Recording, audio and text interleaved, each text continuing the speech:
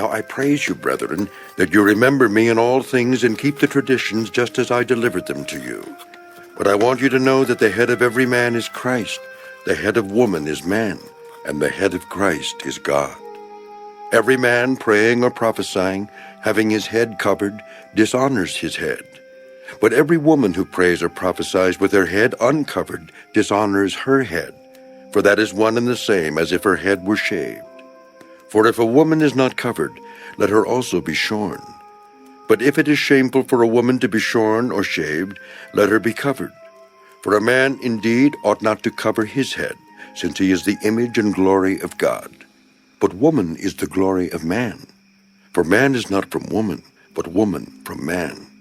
Nor was man created for the woman, but woman for the man.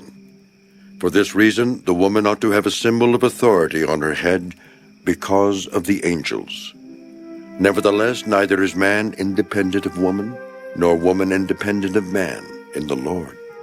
For as woman came from man, even so man also comes through woman. But all things are from God. Judge among yourselves, is it proper for a woman to pray to God with her head uncovered? Does not even nature itself teach you that if a man has long hair, it is a dishonor to him? But if a woman has long hair, it is a glory to her, for her hair is given to her for a covering. But if anyone seems to be contentious, we have no such custom, nor do the churches of God. Now in giving these instructions, I do not praise you, since you come together not for the better, but for the worse. For first of all, when you come together as a church, I hear that there are divisions among you, and in part I believe it. For there must also be factions among you, that those who are approved may be recognized among you. Therefore, when you come together in one place, it is not to eat the Lord's Supper. For in eating, each one takes his own supper ahead of others, and one is hungry and another is drunk. What? Do you not have houses to eat and drink in?